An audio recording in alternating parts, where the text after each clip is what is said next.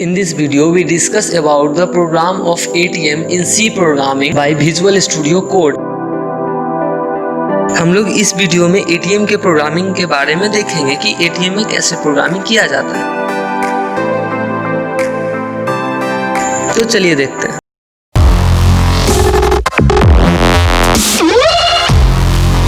When we go to bank or ATM, हमारे दिमाग में एक इस टाइप का मशीन का इमेज आता है जिसमें हम लोग डिपॉजिट करते हैं या हम लोग पासबुक अपडेट करते हैं। मोस्टली हम लोग यही 3 परफॉर्मेंस वहाँ पे करते हैं एटीएम मशीन में जा कर के।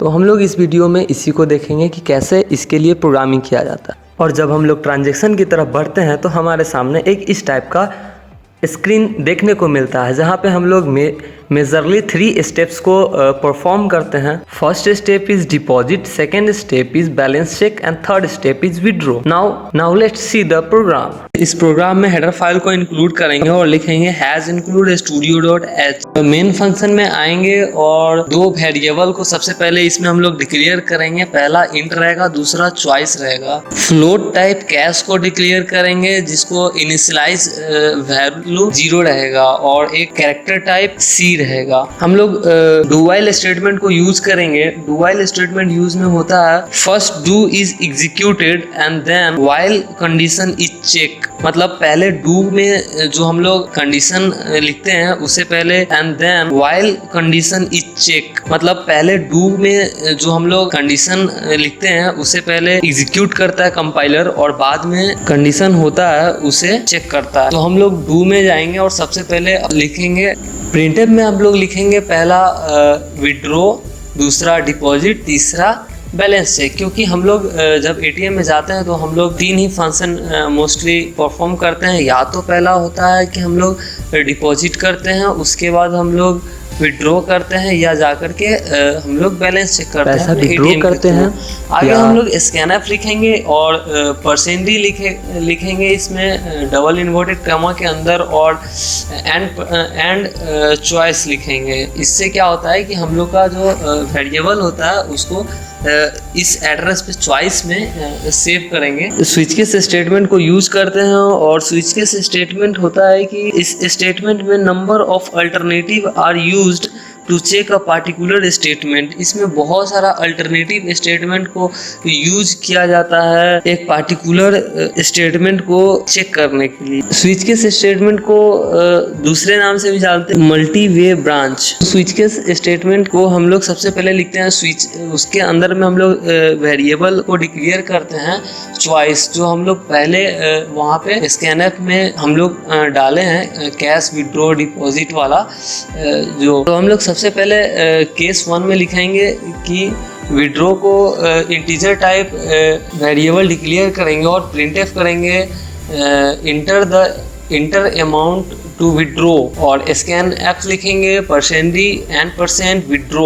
आगे हम लोग इफ स्टेटमेंट को यूज करेंगे और इसमें हम लोग लिखेंगे विड्रॉ परसेंट 100 इक्वल टू 0। मतलब हम लोग जितना भी निकालने वाले एटीएम से उसमें 100 से डिविजिबल नंबर ही निकल पाएगा, उससे कम या जो 100 से डिवाइड नहीं हो सकता है वो हम लोग नहीं निकाल पाएंगे। मतलब लेस देन 100 हम लोग नहीं निकाल पाए। हम लोग अगर देते हैं तो हम लोग को बोल देगा कि हम लोग नहीं निकाल पाएंगे, तो इसीलिए हम लोग 100 से डिवाइड कर दिए हैं। कैश अगर greater than equal to withdraw है तो cash is equal to withdraw हो जाएगा। मतलब जो हम लोग का कैश बचता है वो हम लोग विड्रॉ कर पाएंगे। और हम लोग एक प्रिंटफ करेंगे कि amount after withdraw of cash is percent F और इसमें हम लोग कैश को प्रिंट कर देंगे कि इतना हम लोग का कैश बचा।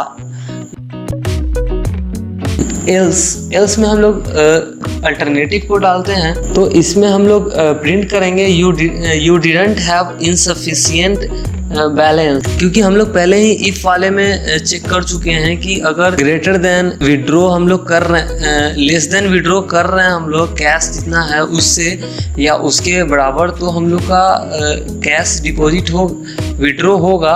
और अगर नहीं होता है तो हम लोग को प्रिंट करेगा कि you don't have enough balance to withdraw, please deposit amount. और हम लोग यहाँ से बाहर निकलेंगे और आगे फिर हम लोग प्रिंट करेंगे कि इंटर विड्रॉ अमाउंट इन 100। तो आगे हम लोग देखेंगे कि printf में कि एक और printf फंक्शन हम लोग यूज़ करेंगे और इसमें हम लोग लगाएंगे ये इंटर विड्रॉ अमाउंट इन 100, मतलब जो भी हम लोग को निकालना है वो 100 में डालें और ब्रेक कीवर्ड को यूज़ करके हम लोग इस केस से बाहर आ जाएंगे और हम लोग केस 2 यूज़ करेंगे। और अब हम लोग केस 2 में आएंगे और इन डिपॉजिट मतलब डिपॉजिट को इंटीजर टाइप डिपॉजिट को इनिशियलाइज करेंगे और हम लोग प्रिंटफ में डालेंगे कि इंटर अमाउंट टू डिपॉजिट, मतलब हम लोग कितना अमाउंट डिपॉजिट करना है वो हम लोग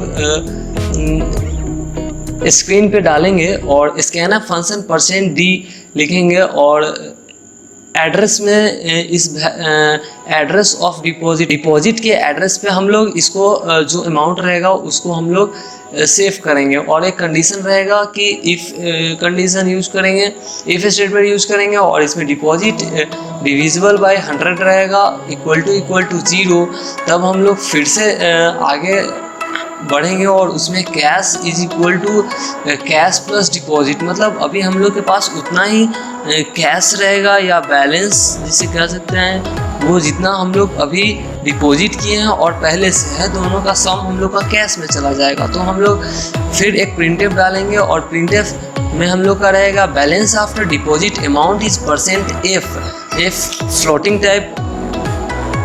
फ्लोटिंग टाइप वेरिएबल है जो डेसिमल को रिप्रेजेंट करता है और इसमें हम लोग कैश को प्रिंट करेंगे और इसमें हम लोग के अकाउंट में जितना भी पैसा रहेगा वो हम लोग को प्रिंट कर देगा।